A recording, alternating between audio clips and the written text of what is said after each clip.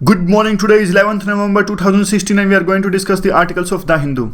जो पहला आर्टिकल है हमारा वो पेरिस पीस कॉन्फ्रेंस से रिलेटेड है। ये देखिए, ये आर्टिकल अभी हम डिस्कस करने जा रहे हैं। तो क्या कॉन्टेक्स्ट है इसका? देखिए, कॉन्टेक्स्ट है कि मोरक्को में एक कॉन्फ्रेंस होने जा रही है। किसके बाद में? पेरिस क्लाइमेट चेंज कॉन्फ्रेंस के बाद में। इसी कॉन्टेक्स्ट में पिछले साल हमने देखा कि दिसंबर में एक पेरिस में क्लाइमेट चेंज एग्रीमेंट साइन हुआ। तो कौन कौन सी उसके एग्रीमेंट के पॉइंट्स थे, ये दोबारा से एक बार रिवाइज कर लेते हैं। हमने ऑलरेडी डिस्कस कर चुके हैं। 2 degree Celsius pre industrial level से कम टेम्परेचर रखना है और फंड्स देंगे। जो डेवलप्ड कंट्रीज़ हैं, डेवलपिंग कंट्रीज़ को फंड्स देंगे। वो फंड्स जाएंगे ग्रीन क्लाइमेट फंड में और उनको यूज़ किया जाएगा कि डेवलपिंग कंट्रीज़ में एक तो टेक्नोलॉजी के लिए, दूसरा जो डिजास्टर से निपटने के लिए। और ये सारे हमने पढ़ रखे हैं ऑलरेडी। क्लाइमेट चेंज में क्या होगा, रिव्यू मैकेनिज्म, हर 5 साल बाद एक रिव्यू होगा, बर्डन शेयरिंग होएगा अलग अलग देशों का अलग अलग हिसाब से। यानी सभी देश अपने अपने हिसाब से रिकमेंडेशंस देंगे कि हम ये करने वाले हैं। तो इसके तहत में हमने ये भी देखा था कि इंडिया ने क्या किया था। तो इंडिया ने भी 2-3 पॉइंट दिए थे। एक तो 2.5 billion almost something like this carbon sequestration करेंगे और हमारा भी कुछ 33% से कम हम कार्बन एमिशन कम करेंगे इस तरह के 2005 लेवल से। तो एक ये था, दूसरा ये था और इस तरह के हमारे एक वो था हमारा फोसिल फ्यूल से हम यानी एक टारगेट रखा था हमने ऑलमोस्ट 30% हम नॉन फोसिल फ्यूल से एनर्जी जनरेट करेंगे। इस तरह के इंडिया ने भी अपने रिकमेंडेशंस दिए थे। तो इंडिया के अलावा सभी देशों ने अपने अपने वो दिए थे, ऑप्शंस दिए थे कि हम इन पर काम करेंगे। जैसे चाइना ने भी और यूएस ने भी इन्होंने 30-35% से ये बात कही थी। और अब देखिए, उस कंटेक्स्ट के बाद में इस बात पर जोर दिया गया कि इस एग्रीमेंट में सबसे ज़्यादा जोर दिया गया इस पॉइंट पर कि फिनेंस, जो डेवलप्ड कंट्री डेवलपिंग कंट्रीज़ को पैसा दें, उस पर जोर दिया गया कि उनकी मोडेलिटीज़ मैकेनिज्म डिसाइड हो जल्द से जल्द, ताकि इस जो क्लाइमेट चेंज एग्रीमेंट है उसको अमल में लाया जा सके, क्योंकि ये बहुत ज़रूरी है। अब देखिए, अब ये जैसा भी हमने अभी डिस्कस किया, किस लिए है ये डिसाइड करेगा। First step on enhanced energy and the transfer, कैसे जो टेक्नोलॉजी है और पैसा ट्रांसफ़र किया जाएगा उस पर इस मोरक्को में जो एग्रीमेंट होने जा रहा है, जो कॉन्फ्रेंस होने जा रही है, उस पर बल दिया जाएगा। क्यों इंपॉर्टेंट है? इंपॉर्टेंट तो इसीलिए क्योंकि अगर हम चाहते हैं कि पेरिस की जो ट्रीटी है उसको सक्सेस में लाया जाए, यानी वो सक्सेसफुल हो, वो पहले ही देखिए एक इम्पॉसिबल सा लेवल उन्होंने रख लिया है। यानी 2 डिग्री जो सेल्सियस है प्री इंडस्ट्रियल लेवल, यहाँ तक वो कम करना चाहते हैं। और ये आसान एग्रीमेंट, ये आसान जो है टारगेट नहीं है। और इवन जब सभी देश अगर मिलकर भी इसे अचीव करेंगे तो भी ये ज़्यादा ही एम्बिशियस है। और कुछ देश इसे फॉलो नहीं करते हैं तो देखिए 2 डिग्री सेल्सियस वाला टारगेट पाना एक तरह से बहुत ही मुश्किल आप इसे कह सकते हैं। और ऑलरेडी पेरिस एग्रीमेंट के क्रिटिसिज्म हो रहे हैं, तो इस कंटेक्स्ट में भी ये कॉन्फ्रेंस इंपॉर्टेंट है। कम से कम आप एनर्जी और पैसा तो ट्रांसफ़र कीजिए। क्रिटिसिज्म क्या हो रहे हैं? क्रिटिसिज्म यही जो अभी कहा कि जो इम्पॉसिबल टू अचीव है और नो हिस्टोरिकल कंसिडरेशन। देखिए, होता क्या पहले था, ये होता था CBDR, common but differentiated responsibility. यानी देखिए, जो ये ब्रिटेन जैसी कंट्री थी, ब्रिटेन, फ्रांस, इन कंट्रीज़ में तो इंडस्ट्रियल रेवोल्यूशन पहले ही आ गया। ब्रिटेन में इंडस्ट्रियल रेवोल्यूशन 1750 में आ गया था, बाद में फ्रांस में भी आ गया था। लेकिन तब तक इन्होंने हमारी जैसी कंट्रीज़ को, इंडिया को तो इन्होंने अपने गुलाम बना रखा था, यानी कॉलोनीज थी इंडिया जैसी कंट्रीज़। तो यहाँ तो इंडस्ट्रियल रेवोल्यूशन ठीक से आया भी नहीं। तो इन्होंने तो पहले पूरे वर्ल्ड के एनवायरनमेंट को, वर्ल्ड के क्लाइमेट को पोल्यूट कर दिया। और सारी आज जो प्रॉब्लम्स आ रही हैं वो इन्हीं की वजह से आ रही हैं, जो ग्लोबल वार्मिंग और ओजोन डिप्लीशन है। अब जबकि इन्होंने डेवलपमेंट कर ली, अब हमारे जैसी कंट्रीज़ की जो डेवलपिंग, जो अभी अभी आज़ाद हुई, यानी 1947 के आसपास बहुत सारी कंट्रीज आज़ाद हुई थी सेकेंड वर्ल्ड वॉर के बाद में। अब इन जैसी कंट्रीज जो अब डेवलपमेंट करना चाहती हैं, इनको तो एनर्जी की बहुत ज़्यादा आवश्यकता है। लेकिन अब ये दूसरी कंट्रीज कह रहे हैं कि नहीं, सारे एक लेवल पर हैं। सारे एक लेवल पर क्यों भाई? जब पहले आपने ऑलरेडी इतना ज़्यादा नुकसान पहुंचा दिया क्लाइमेट को, तो हमने तो अभी तक कुछ किया भी नहीं। जो ये एनवायरनमेंट है, क्लाइमेट है, तो ग्लोबल कॉमन है, यानी सब पर इसका बराबर हक है। कोई देश की सीमा इस पर नहीं लगती। आज हम पोल्यूशन करते हैं तो इसका इफेक्ट हमारे पड़ोसी देशों पर पड़ेगा। पाकिस्तान पोल्यूशन करता है तो ईरान, इंडिया और आसपास के पड़ोसी देशों पर पड़ेगा। तो आपने जब पूरा नुकसान पहुंचा दिया, आपने अपनी डेवलपमेंट तो कर ली। जब हमारी करने की बारी आई तो आप कह रहे हो कि no CBDR, no common but differentiated responsibility. तो यही एक क्रिटिसिज्म है कि पेरिस में इस प्रिंसिपल को भुला दिया गया। पेरिस से जो पहले एग्रीमेंट साइन हुए थे, जैसे कि क्योटो और भी कई एग्रीमेंट साइन हुए थे, उसमें तो पीस एग्रीमेंट को रखा गया था, यानी उसको ये CBDR को माना गया था। लेकिन इसमें इसको डाइल्यूट कर दिया गया। तो सोल्यूशन क्या निकलता है? सोल्यूशन तो कुछ कहते हैं एग्रीमेंट में कि आप इंश्योर कीजिए, इंडिया को इंश्योर करना चाहिए कि CBDR, common but differentiated responsibility का प्रिंसिपल अच्छे से इंप्लीमेंट करें और इस पर अपना हक जता सकें, असर्ट कर सकें अपने राइट्स, और ज़्यादा से ज़्यादा टेक्नोलॉजी और कैश फ्लो होना चाहिए डेवलप टू डेवलपिंग कंट्रीज़। कम से कम आपने पहले तो नुकसान पहुंचा दिया पूरे वर्ल्ड के एनवायरनमेंट को, अब आप टेक्नोलॉजी तो दीजिए, आपने डेवलपमेंट कर लिया अपने देश की, आपने जो अब क्लीन एनर्जी की। अब डेवलपिंग कंट्री क्या मांग रहे हैं? डेवलपिंग कंट्री मांग रहे हैं, देखिए आपके पास सस्ती बिजली प्रोड्यूस करने की टेक्नोलॉजी है, आप कम से कम वो टेक्नोलॉजी हमें दीजिए ना, ताकि हम भी ये जो गांव में कार्बन एमिशन होता है, गोबर वगैरह के उपले जलाते हैं, इन चीज़ों पर रोक लगाया जा सके और सस्ती इलेक्ट्रिसिटी प्रोड्यूस किया जा सके, एक कैश फ्लो ज़्यादा से ज़्यादा हो। और दूसरा इंडिया के लिए क्यों रेलेवेंट है? देखिए जो कैश फ्लो होगा उससे इंडिया भी यूज कर सकता है किन सेक्टर्स में? कंस्ट्रक्शन सेक्टर में, ट्रांसपोर्ट सेक्टर में, energy production, waste and water management, agriculture, इन सेक्टर्स में इंडिया भी यूज कर सकता है उस टेक्नोलॉजी को, उस पैसे को। और देखिए ये जो टेक्नोलॉजी होती है रिन्यूएबल टेक्नोलॉजी, लंबे टाइम तक चलती है और इससे एयर पोल्यूशन भी कम होता है, तो इंडिया के लिए तो डेफिनेटली रेलेवेंट है ही ये। और दूसरे क्या इसके एडवांटेजेस हो सकते हैं? देखिए दूसरे एडवांटेजेस तो ये हो सकते हैं कि जो लोकल एनवायरनमेंट है, अभी हमने देखा कि दिल्ली में पोल्यूशन की प्रॉब्लम ने कितना तंग किया, अगर इस तरह की टेक्नोलॉजी यूज करेंगे तो ये लोकल इन्वायरमेंट भी साफ सुथरा रहेगा और क्वालिटी ऑफ लाइफ इंप्रूव हो जाएगी। देखिए क्वालिटी ऑफ लाइफ बहुत इंपॉर्टेंट है इन्वेस्टमेंट के लिए भी, और क्वालिटी और ईज ऑफ डूइंग बिजनेस, ये सारे फैक्टर्स के लिए इंपॉर्टेंट है। तो अभी देख लीजिए आपने देखा होगा चाइना में क्या हुआ था, चाइना में क्वालिटी ऑफ लाइफ इतनी गिर गई थी, बीजिंग और शंघाई, इतना ज़्यादा स्मोक चाइना में हो गया था कि वहाँ पे इन दोनों सिटीज़ को बंद करना पड़ा था पूरे दिन के लिए। मतलब अब दिल्ली में तो जैसे स्कूल्स को बंद किया छोटे बच्चों के लिए, चाइना में तो पूरे 2 सिटीज़ को बंद कर दिया था, इतना ज़्यादा स्मोक की प्रॉब्लम घेरा गई थी। तो बाद में उनके वहाँ पे इन्वेस्टमेंट लेवल पे काफ़ी असर देखने को मिला था। ऐसा दिल्ली के साथ ना हो, अगर दिल्ली में भी कल को स्मोक लेवल इतना ज़्यादा बढ़ता है तो यहाँ भी कल को कोई इन्वेस्टमेंट आने में बड़ी परेशानी होएगी, लोग रिलेक्टेंट रहेंगे। और सिंपल सा एडवांटेज ये, टेक्नोलॉजी अच्छी आएगी तो जो कार्बन एमिशंस होएगा वो कम होएगा। तो सजेशंस क्या? सजेशंस तो देखिए वही सिंपल से हैं कि इंडिया को प्रेशर रेज करना चाहिए कि वो टेक्नोलॉजी और पैसा दें, और इंडिया को भी अपनी ट्रांसपेरेंसी, इंडिया ने जो वो किया है न्यू रेजीम के हिसाब से, अपने ट्रांसपेरेंसी के हिसाब से अपने अकाउंट्स रखने चाहिए, और जो डेटा है वो प्रोवाइड कराए, जो भी मॉनिटरिंग एजेंसीज हैं उनको। एक डिसेंट्रलाइजेशन का इंपॉर्टेंट यहाँ पे सजेशन दिया गया है। देखिए अब क्या है, ये जो क्लाइमेट चेंज की प्रॉब्लम है ये डील तो की जाती है बड़े वर्ल्ड कंट्रीज के द्वारा में, या फिर दूसरे वर्ल्ड लेवल पे, जैसे आप UN कॉन्फ्रेंस हुई, बड़े बड़े कंट्रीज ने इसके साथ डील किया, लेकिन इससे निपटा जा सकता है लोकल लेवल पर, गांव स्तर पर। जब आप देखेंगे, देखिए विलेज लेवल पर, सिटी लेवल पर, टाउन लेवल पर, जब तक यहाँ इस प्रॉब्लम से निपटने के लिए स्टेप्स नहीं उठाए जाएंगे तो बड़ी दिक्कत आने वाली है। तभी तो वो कहते हैं कि 2 डिग्री सेल्सियस का जो टारगेट इन्होंने रखा है प्री इंडस्ट्रियल लेवल पर, यहाँ तक एमिशन करना, वो बहुत दिक्कत होगी इनके लिए। इसलिए डिसेंट्रलाइज किया जाए इस पूरी अप्रोच में कि गांव स्तर पर, कस्बे स्तर पर, सिटी स्तर पर इस क्लाइमेट चेंज की प्रॉब्लम से निपटा जा सके। एप्रीहेंशन क्या है? एप्रीहेंशन तो डेफिनेटली यही है कि ट्रंप जीत के आए। ट्रंप ने अपने कैंपेन में ये कहा था कि जब मैं चुन के आऊंगा तो ये क्लाइमेट चेंज के जो डील हुई है उसमें यूएस का एग्रीमेंट इनवैलिडेट कर दूंगा, यानी यूएस ने जो एग्रीमेंट साइन किए पेरिस में वो इनवैलिडेट कर देंगे ट्रंप का कहना ये है कि देखिए क्लाइमेट कुछ नहीं होता, ये ऐसा ही डरावा देते हैं चाइना इंडिया जैसे लोग। यूएस को फुल तरक्की करनी चाहिए और किसी से डरने की आवश्यकता नहीं है, क्लाइमेट अपने आप हम अडेप्ट हो जाएंगे। ट्रंप इस तरह की बात करते हैं, तो ये भी एक एप्रीहेंशन है। तो अब आगे चलते हैं अगले आर्टिकल की तरफ में। ये अगला आर्टिकल इंडिया यूके रिलेशंस पर है। देखिए ये आर्टिकल अभी हम डिस्कस करने वाले हैं, नीचे वाला में जो इनकी प्राइम मिनिस्टर है यूके की, वो 3 दिन की इंडिया की विजिट पर आई।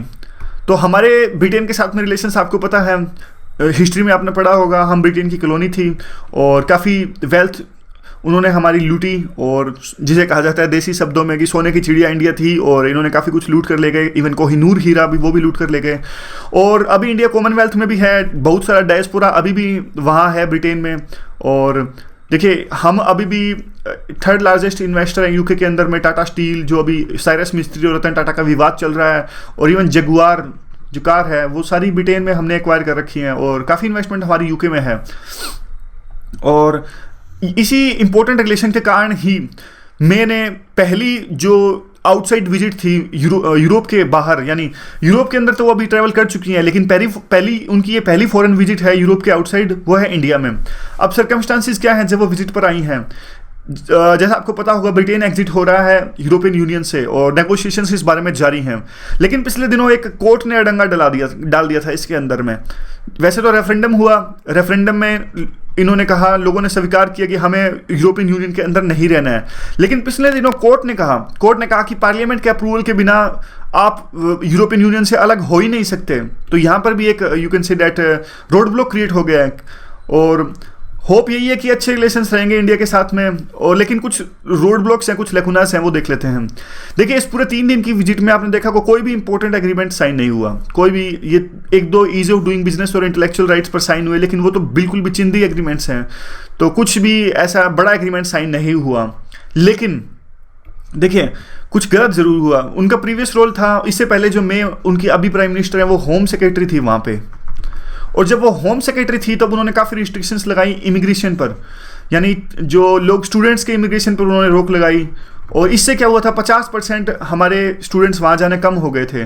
तो अभी भी इस तरह की बातें निकल कर आ रही हैं कि वो नई रिस्ट्रिक्शंस पे काम कर रही है। मतलब इससे भी बहुत ज़्यादा फर्क पड़ेगा। इससे जो वर्क मूवमेंट है, जैसा हमने कल डिस्कस किया, जो आईटी सेक्टर के लोग हैं वहाँ पे जाके अपने सर्विसेज प्रोवाइड करती हैं, अगर वीज़ा नहीं मिलेगा तो वो ट्रैवल कैसे करेंगे? अगर उनको आसानी से वीज़ा जाएंगे नहीं तो उनको नए प्रोजेक्ट्स मिलेंगे नहीं, क्योंकि काम करने में दिक्कत आएगी। तो इससे बड़ी दिक्कत आने वाली है अगर वो न्यू रिस्ट्रिक्शंस पर काम कर रही हैं तो। दूसरा, जो ये विजय माल्या, देखिए विजय माल्या ने यहाँ पर लोगों के बैंक से पैसा ले लिया, बैंक के पैसे खा गए और यूके में अपनी प्रॉपर्टी खरीद रखी है बहुत ज़्यादा विजय माल्या ने। और इवन ललित मोदी ने भी आईपीएल में उन पर चार्जेस हैं कि उन्होंने करप्शन किया। देखिए, चार्जेस हैं, जब तक कोर्ट नहीं कहता तो हम ना तो माल्या को ना ललित मोदी को कुछ ऐसे दोषी ठहरा सकते हैं।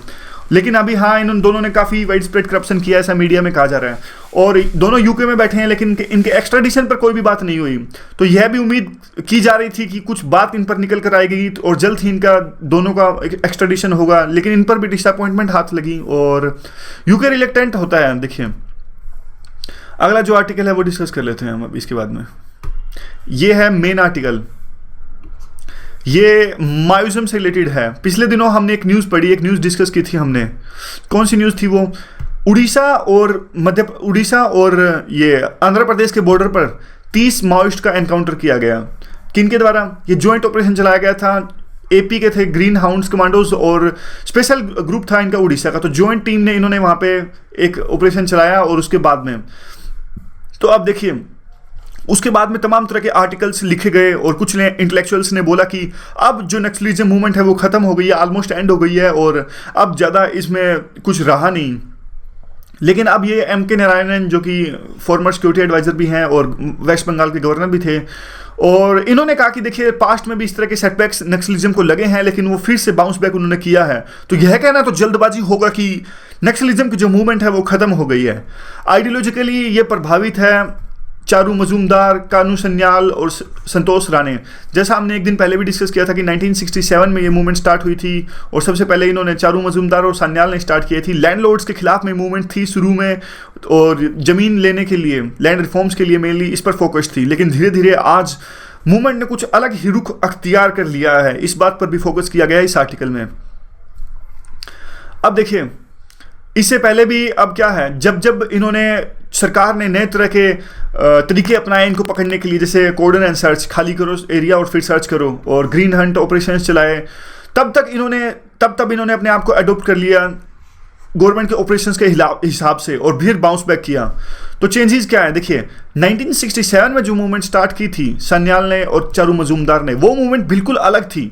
आज की जो नक्सलिज्म की मूवमेंट है वो ज़्यादा वायलेंट है, ब्रूटल है, नर्सन्स हत्या करते हैं ये, इवन निर्दोष लोगों की, सिक्योरिटी पर्सनल की। इनका मेन फोकस अब क्या सिर्फ वायलेंस पे रह गया है, आइडियोलॉजी पर ये ध्यान नहीं दे रहे हैं। ये 67 में जब चारू मजूमदार और कानू सन्याल थे, ये लोगों की हितों की आवाज़ उठाते थे, लोगों के जो प्रॉब्लम्स थे उनकी आवाज़ उठाते थे, इसीलिए ज़्यादा हिट थे। और आज के जो मूवमेंट्स हैं ये बंदूक के दम पर अपनी मूवमेंट चला रहे हैं। तो देखिए, आज भी इनकी मूवमेंट नहीं कह सकते कि हम ख़त्म हो गई है। ट्राइबल इलाकों में इनका पूरा जोर शोर है और काफ़ी अभी भी इनके प्रति, नक्सलिज्म के प्रति सहानुभूति है। और इवन अर्बन के जो इंटेलिजेंट मैन, जो सो कॉल्ड इंटेलिजेंसिया होते हैं, इनमें एक डिक्लाइन देखने को मिल रहा है। और इवन सब यूनिवर्सिटीज़ में भी इनका अभी अच्छा खासा रुतबा है। देखिए, JNU देख लीजिए, जेएनयू में कितना ज़्यादा लेफ्ट का दबदबा है, लेफ्ट आइडियोलॉजी का। वहाँ पे जो तो स्टूडेंट इलेक्शंस होते हैं तब भी लेफ्ट के लोग जीत के आते हैं। और इवन देख लीजिए एंटी स्टैब्लिशमेंट हमेशा जेएनयू रहती है, चाहे आप अफजल के नारे देख लीजिए या फिर अभी देख लीजिए, कुछ भी देख लीजिए आप, जेएनयू की यूनिवर्सिटी में लेफ्ट का दबदबा रहता ही है। और दिल्ली के कोर में ये यूनिवर्सिटी है, आप देख लीजिए लेफ्ट की आइडियोलॉजी जो लोग कह रहे हैं कि डिक्लाइन हो रही है। तो साइन क्या है?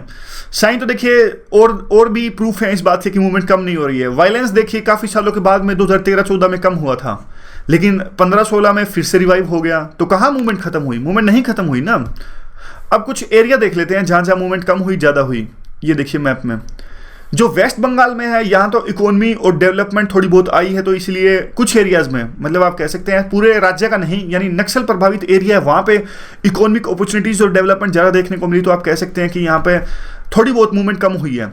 लेकिन इन एरियाज में जो ये क्रिटिकल एरियाज हैं, ये आंध्र प्रदेश, उड़ीसा, छत्तीसगढ़, झारखंड, यहाँ तो मूवमेंट पहले की तरह जो कि तो ना सिर्फ बरकरार है बल्कि बढ़ी भी है पहले से। और चिंता का रीज़न क्या है पता है? एक सेकेंड, चिंता का कारण ये कि नए स्टेट्स, जैसे कि ये देखिए आप, नए स्टेट्स तमिलनाडु और कर्नाटका, केरला, यहाँ भी मूवमेंट बढ़ रही है। यहाँ तो पहले थी भी नहीं नक्सलिज्म की मूवमेंट, अब यहाँ भी साइन देखने को मिल रहे हैं यहाँ पे। तो रेडिएट आउट हो रही है ये मूवमेंट। अब ऐसा नहीं है कि मूवमेंट बंद हो रही है, बल्कि रेडिएट आउट हो रही है।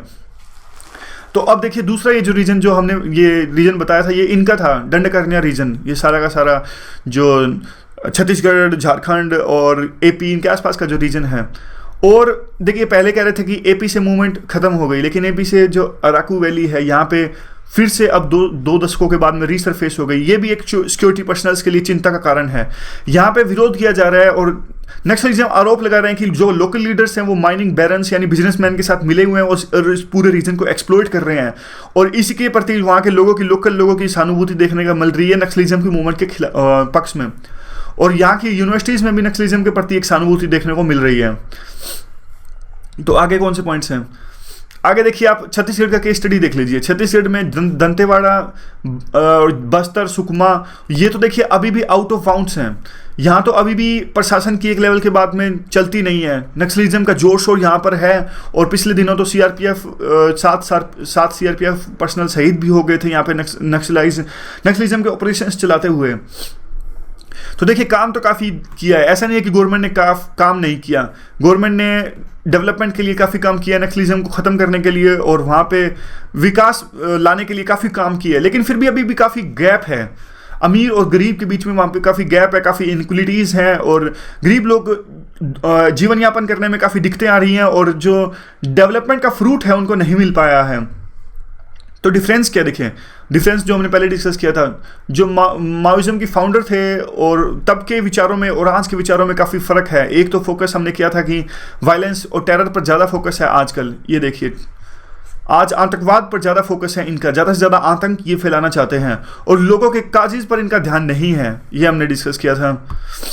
और आज क्या देखिए, आज इनका मेन फोकस है सिर्फ आर्म्स पर। इन्होंने अपनी खुद की आर्म फैक्ट्रीज लगा रखी हैं और एक्सटर्नल हेल्प ये टाइम टू टाइम लेते रहते हैं और हाईटेक हथियार इनके पास हमेशा रहते हैं। और बाकी देश जो चाइना वगैरह, नेपाल से इनकी फंडिंग आती है, उनके हथियार स्मगल होते हैं, वहाँ से टाइम टू टाइम लेते रहते हैं। और आईईडी जो ये एक्सप्लोजिव होते हैं, इनमें भी इन्होंने काफ़ी एक्सपर्टीज़ हासिल कर ली है। इसी से ये ब्लास्ट करते हैं और हमारे सिक्योरिटी पर्सनल्स पे बम लगाते हैं, उनकी यू कैन से डैट इसी से वो शहीद हो जाते हैं।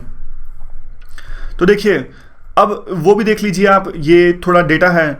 पिछले दिनों जितने भी you can say that casualties हुई, एक नक्सलाइट मारा जाता है तो उसके बदले में 3 हमारे सिक्योरिटी पर्सनल या फिर सिविलियंस मारे जाते हैं।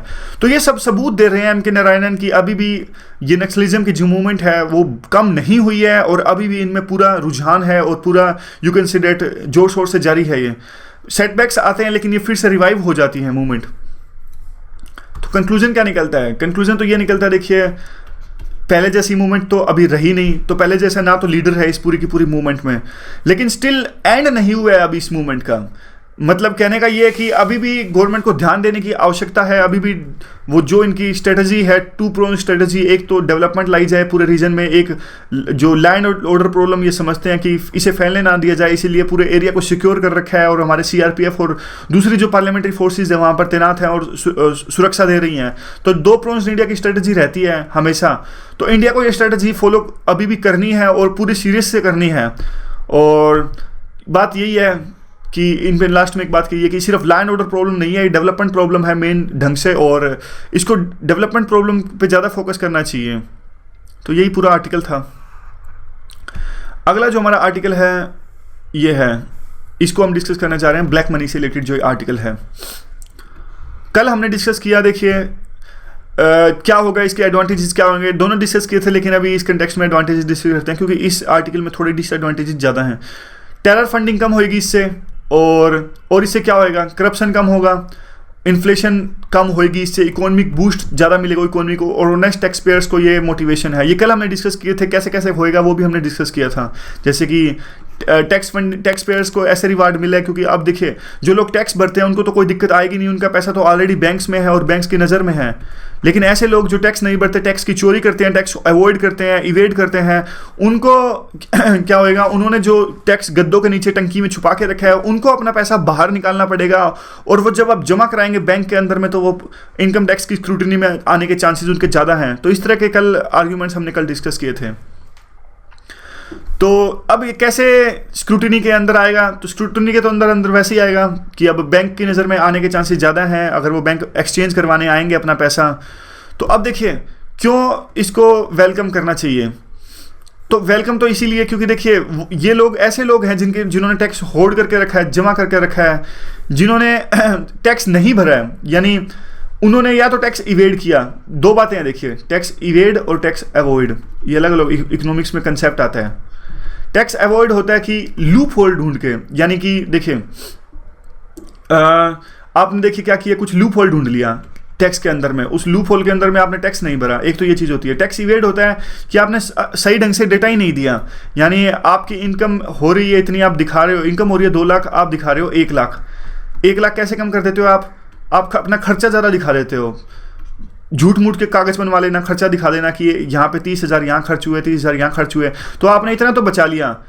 अब देखिए आपने झूठा रिटर्न्स भर दिए इनकम टैक्स के अंदर में, लेकिन आपके पास अब पैसे हैं 2 लाख रुपए, आपने दिखा दिया कि इनकम टैक्स में मेरे पास तो 1 लाख बचे हैं। अब आपने झूठा पैसा दिखाया, झूठा रिटर्न्स वहाँ पे दिखाए, यानी 1 लाख आपने कम दिखाए। अब उस 1 लाख को आप बैंक में तो दोबारा ले जा नहीं सकते क्योंकि आपने ऑलरेडी दिखा दिया कि मेरे पास तो कम पैसे हैं। अब उस जो झूठे रिटर्न्स आपने भरे हैं, झूठे कागजात आपने वहाँ पे दिखाए हैं, उस 1 लाख को तो आप या तो कैश के फॉर्म में रखोगे, या आप गोल्ड रखोगे, या आप प्रॉपर्टी में इन्वेस्ट करोगे। अब देखिए कैश पे तो इन्होंने स्ट्राइक किया, गवर्नमेंट का सर्जिकल स्ट्राइक इसे कई आर्टिकल्स में कहा जा रहा है। तो अब यही यू कैन से डैट, अब ये लगता है कि टैक्स चोरी अपराध है, यानी जो गलत कागज भरते हैं तो वो एक अपराध है, और ऑनेस्ट टैक्स पेयर्स को मोटिवेशन इससे है। और देखिए वही अब क्या होता है, ये वो पैसा जिसमें टैक्स नहीं दिया होता है। अब आप ये देखिए ना, अब लोग क्या करते हैं, हर तरह का करप्शन, जैसे हमने कल भी डिस्कस किया था कि हर तरह का करप्शन, हर तरह का टेरर फंडिंग होती है, वो इसी पैसे से होती है जिन पे टैक्स नहीं भरा होता है। तो अब ये जो सारा का सारा पैसा ये इलिजिमेट मतलब ये कोई काम का नहीं रहा। और उसके बाद में आता है कि देखिए टैक्स इवेजन इंपॉर्टेंट स्टेप रहा है, मतलब ये वेलकम स्टेप है कि इससे टैक्स इवेजन में कमी आएगी, और एक यू कैन से डैट और उन पे जो टैक्स चोरी करते हैं उनके लिए एक डिमोटिवेशन वाला स्टेप था। और काउंटरफीट एजेंसी भी कल हमने डिस्कस किया, जो नकली पैसा, नकली करेंसी पाकिस्तान, एक फैक्ट के अनुसार पाकिस्तान ने पेशावर में अपनी एक पूरी प्रिंटिंग प्रेस बना रखी है वहाँ पर, और हर साल वो इंडिया में पैसा पुश करता है। अब वो पाकिस्तान की प्रिंटिंग प्रेस बंद हो जाएगी तो काउंटरफीट करेंसी पे भी लगाम रहेगी।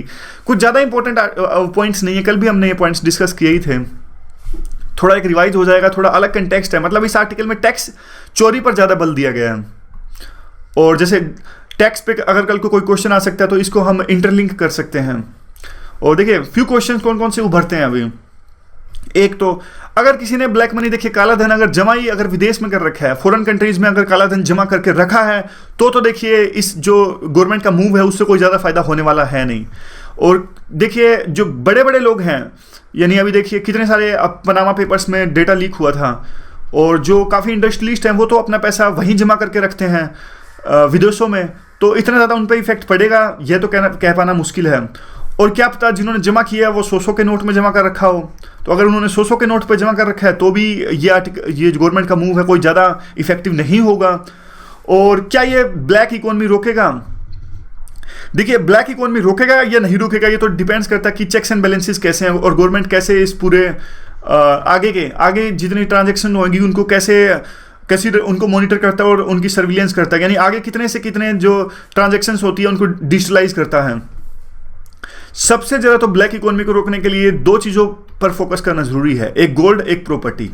जितनी ज़्यादा आज ब्लैक मनी आती है या फिर ब्लैक मनी का आपस में आदान प्रदान होता है वो इन्हीं दो चीज़ों से होता है, एक तो सोना, दूसरा प्रॉपर्टी। और ये दोनों चीज़ें क्या है, कॉन्सेंट्रेटेड हैं, यानी कुछ ही लोगों के पास में ये बहुत ज़्यादा है।